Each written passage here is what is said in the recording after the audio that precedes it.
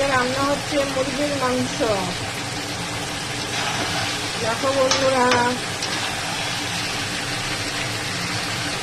আজকে সানডে নয়, কিন্তু আজকে মুরগি হচ্ছে।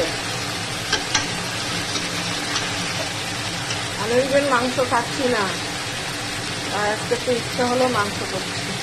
এই দেখো কষানো হচ্ছে, গোটা গরম মশলা ফোড়ন দিয়েছি, আর সাথে পেঁয়াজ, রসুন, আদা, লঙ্কা, জিরে বাটা দিয়েছি। দিয়ে এবার কষাচ্ছি মাংসটাকে ভালো করে কষিয়ে। এবারে একটু কষানো ভালো হলে আলুটা দিয়ে দেবো। এই যে আলুটা ভেজে রেখে দিয়েছি, দিয়ে একটু গরম জল দেবো, তাহলে হয়ে যাবে মাংস। মাংসের জল দিলাম, ফুটালাম,